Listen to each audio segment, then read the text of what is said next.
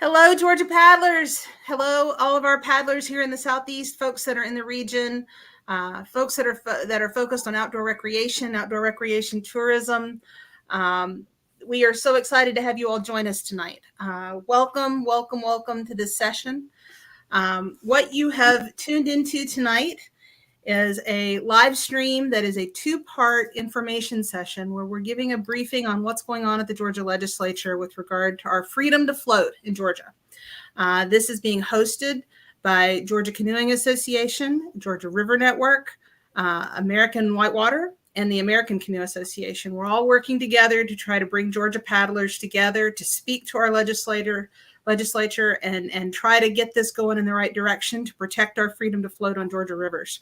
And to that end, we're so happy to have you all here tonight.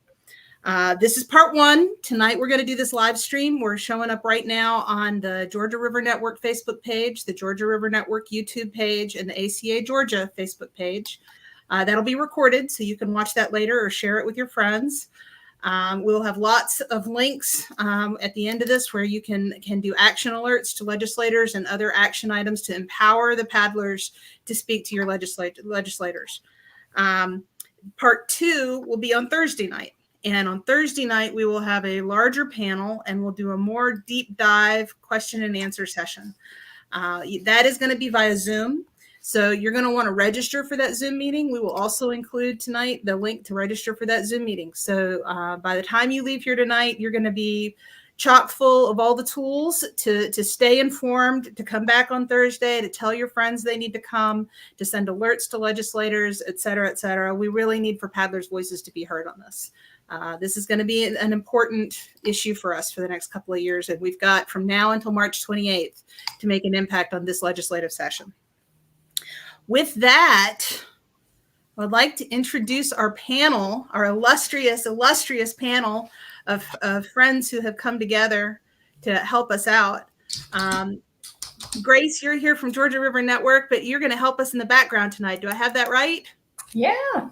So I wanted to give you a chance to say hi and wave to everybody, and then I'm going to let you go to the background so that folks can focus on the conversation. Grace has been helping all week. She's amazing at pulling all this together. It's been a lot, as you guys know, in the last week since this bill was filed. We've got with us tonight Suzanne Wielander, the author of Canoeing and Kayaking Georgia, largely considered the Bible of paddling in Georgia. We've got Carol Reiser Proctor, the past president of Georgia Canoeing Association. And we've got Kevin Colburn, the National Stewardship Director for American Whitewater. I am Andrea White, for anyone who doesn't know me. I'm here wearing a couple of hats. I'm an employee at Georgia River Network, and I work on Georgia water trails. That's part of my day job every single day. But as a volunteer, I also serve on the American Canoe Association Board of Directors, and I serve as the ACA Southeastern Chair. So I'm going to be your moderator tonight, just to bring all these good folks together to help inform you guys on everything that's going on. And I really appreciate each of you taking time tonight to be with us. I want to start with a brief legislative overview because it gets so confusing up at the Hill. And this session, they've really done everything in their power to make it more confusing. There have been 3 bills that were filed, 2 of which survived crossover day. The third one is, in perhaps the most problematic. It did not survive crossover day, but we expect it to come back as an amendment. We're going to see that bill language again. So without getting too much in the weeds on the individual bills, I think the root of the issue is the way that Georgia is defining a navigable river or stream and their intention to limit where we can hunt, fish, or paddle. I mean, that's fundamentally what's going on. Suzanne, can you tell us more about Georgia's definition of navigability and this process they're using to define where we can paddle? Yeah, I'd be happy to. As a foundation point, I want to first mention the state law regarding paddling. And I should mention as well that for counsel, I rely on Dan McIntyre, who is a longtime Georgia paddler attorney and Georgia Canoe Association board member. So Dan says that regarding state law, that the Georgia law is based upon the 1863 Georgia Code, which defines a navigable stream as one which is capable of transporting boats loaded with freight in the regular course of trade, either for whole or the part of the year. So Georgia's recreational boaters, as boaters who enjoy many streams in Georgia, some of which would meet this definition, but many of which don't meet this definition, when we're outside of that, we are frankly on shaky footing. This has been the situation that we've been in since 1863. And then with these new bills that have come into existence this year, the issue is being surfaced. And that definition from 1863 is being used by our legislature to determine which streams in Georgia we have the legal right to hunt, fish, and pass on. So the list that they put forth, and that was originally in Bill 1397, that did not survive crossover. That's the one we expect to see that language come back around. Right. The way their current strategy was to list a series of rivers that they were saying are navigable according to state law. Correct. And my understanding is that that puts into question what happens to the rivers that are not on the list. That's a concern. I mean, where do our legal rights as recreational boaters stand on those rivers that are not on that list? So let's talk a little bit about what's not on that list, because I know that you, in your book, you were telling me something about, I mean, your book the first printing was in like 2005, right? I mean, your copyright on this book goes back to 2005 and was built on books that were published in 1980. So, I mean, these are rivers we've been paddling for decades. And, right. And you said something like 49% of the rivers of paddling runs in your book are not included on this list. Yeah, you're right. So 46 waterways that are in the most current version of the book are not on this list. And that's about half of the rivers and creeks that are in the paddling guidebook. And you're right that the original guidebook material does date back to the early 1970s. I've been updating it since 2005. Right. So these are well-established trails. These are places people have paddled a long time. There are businesses on these trails. There are communities that have established these trails. I know you put together a slide. Do you mind if I show it real quick about some of the things that are missing from this list? I'm going to let you speak to it. Yeah, the list itself, the bill itself does list on the positive side about 36 streams that qualify in part as navigable in Georgia, according to some standard that was used to select those. These are waterways that are not mentioned at all in the current bill. And as Andrea mentioned, there are some streams on here that paddlers have enjoyed for decades. The Canoe River is a major whitewater destination. Ebenezer Creek down near Savannah, it's a tourism draw for people who are attending conventions in that area. South Chickamauga Creek, there's a new outfitter on that waterway. So not only have paddlers been enjoying these resources for many, many years, there's also a good deal of commerce that's developed around that activity on many of these waterways too. Well, I, of course, look at it from my water trails hat, and I noticed that there were at least 5 established designated water trails in Georgia that had portions of the water trail that were left off this list. That was the Yellow River Water Trail, the South River Water Trail. You mentioned the Coosawhattie, which is Canoe. You mentioned Chickamauga Creek and the Upper Hooch. Yeah, Chattahoochee. Yeah. And Wildwater is up there. That's a thriving business. Mm-hmm. Yeah. And these water trails are places where communities and county commissions and such have designated. They have voted to designate a water trail for public use. They have invested money in accesses and parks and amenities and trying to improve the quality of life for Georgians and to attract tourism. Yep.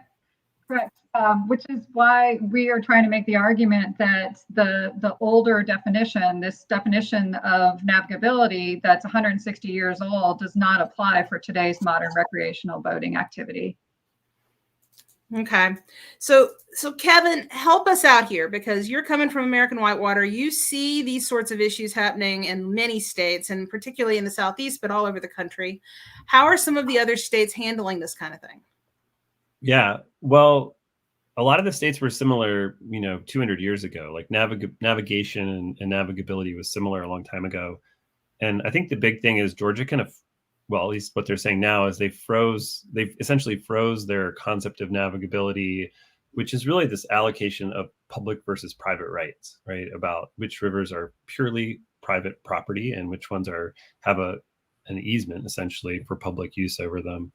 Other states just evolved with the times, just slowly over time, or sometimes in leaps with a court case to adopt what's really become a recreational float test, which is if you can paddle a river physically, you can paddle the river legally. And that's how North Carolina works. That's how South Carolina works. Many other states. Georgia's probably has one of the most archaic and restrictive tests in the country. Certainly does. Probably one of the worst 3 states in the country. But importantly, these rivers in Georgia are neither navigable or non-navigable until a court says they are. So, and that's true of other states too. But in other states, the presumptive test is like very supportive. So you have confidence, and landowners kind of know what their rights are. The public knows what their rights are because it's pretty clear. And in Georgia, it's kind of tipped away from us. Well, and I know in the committee hearing, Representative Burchett, who was the bill sponsor for a couple of these bills, he actually made a comment that suggested that paddlers should get permission from every landowner on a stretch of river if it's not on the declared navigable list, and get permission from every landowner on that stretch of river before paddling it. I mean, in modern times, that's not a tenable strategy. I mean, what kind of language do we need to get put into the bill to not let it get that far? Yeah, a couple things. The bill has to say that any river, if there's a list, rivers not on the list should just be neutral. They should be neither navigable or non-navigable. Basically just doesn't do anything. So the bill, if it's going to name some rivers navigable, we talk about whether that's a good idea or bad idea, but really it's fine. The danger is the flip side, which is if they were to say, this is the list and everything else is not navigable. So that's probably the number one thing that I want to see in any legislation is that, okay, have a list if you must, but all the other rivers are just not adjudicated. We just don't know yet. They're where they've always been. So that's probably the most important thing I would say. Yeah, that's probably it. That's the most important. Okay. Yeah. Well, and Carol, I mean, you are a senior leader at the Georgia Canoeing Association, the group that has rallied whitewater paddlers across northern Georgia for sure, but most of Georgia and a lot of the Southeast. You have a very strong history going back to the late 60s for rallying paddlers and being a voice for paddlers. Obviously, this is an issue that's near and dear to our hearts because we're all paddlers. We're even all whitewater paddlers. But what? Help me put this in context for the state of Georgia as a whole. How big a deal is this for Georgia overall? It's really huge. Actually is the good news for us is that this industry in Georgia, boating and fishing, I was really surprised at how big it is. It brings, and in 2022, according to the U.S. Bureau of Economic Statistics, the $1.1 billion was brought into Georgia as added value from the boating and fishing industry. So it's something that we are using to gain attention down at the legislature. This is going to affect a great many people and communities. There are 70 more plus outfitters that are especially in smaller communities, which means if they are not bringing people into the area and able to employ people themselves, then that's a good bit of revenue lost across the state. Then also there's several kayak manufacturers here. The outfitters sell a lot of gear and boats. Then we have everything up to Dick's Sporting Goods and REI, people that just all kinds of sizes of industry that are selling to the boats and the equipment. So it's just a big chunk of the economy. Right. So As far as it's everything from a family-run entrepreneurial outfitter to REI and public lands, to a manufacturer like Vibe or Crescent, and all the services and businesses that meet that market in between. Correct. Yes. It's also a big tourism draw. People come here. Conventions are held with people that promise, oh, you can get out and shoot the hooch. Then go down to Savannah and be on the Ebenezer. To Chattooga, there's enormous amount of revenue that comes into the state. Just in addition to going on the water, there's people coming here for all kinds of vacation things, opportunities. There's water. We can boat, we can fish. So that's going to bring all those people in too. Absolutely. So if they're worried or concerned about where they can safely go, that's not a good thing. So that's what we're especially up against. It's not just people who want to paddle in 6 inches of water. One of the representatives down there is like, I don't care about people who want to paddle in 6 inches of water. That's very narrow looking at it, which is one of the reasons we're trying to broaden their view of what our sport is and what it does for Georgia. Well, we've got several Georgia-born athletes that have now won gold medals in events like freestyle kayaking against international fleets of athletes as recently as October in Columbus at the World Championship that we hosted. So it seems there's another event. Yeah. Yeah. It seems sort of surreal that we went from hosting international world champions on the equivalent of an Olympic event in Columbus in October. And now the whole sector, the whole industry is under fire. I think part of the problem just is the awareness. We have a certain amount of niche market that is the Whitewater community. So it's not as well known or recognized or appreciated as the broader boating and fishing world. So that's part of what we're doing is like, okay, well, we're one part of it. We're an important part of it when you look on the international scale. Sure. And wouldn't it be great if like people like Mason Hargrove and his sister, Mary McKinley down in Columbus. I mean, they grew up in Georgia. They've been paddling these rivers. This is how they train to win those medals. If they can't train on rivers like the Cartacay, then they don't grow up to be world champions. So, all right, well, let's wrap this up and empower the folks to do something about this. So I'm going to lean on Grace, and Grace, if you could help me out by putting some things in the chat. The number one thing we want folks to do, share this broadcast with your friends, share it with your Facebook group, share it with your friends, give people the overview. Number two, register for our Zoom meeting on Thursday night. Thursday night is part 2 of this. It'll be at 7 p.m. Eastern. And we will be doing a more in-depth Q&A with a much larger panel of experts. So sign up and come join us on Thursday night and ask all your questions. I know everybody has a million questions. Come ask them. Come get the answers because we're going to need your help. We're going to need your voice. Number 3, individuals, we need you to be clicking through these action alerts to send emails to legislators. We've got an action alert for Georgia-based citizens. We have another action alert for out-of-state paddlers.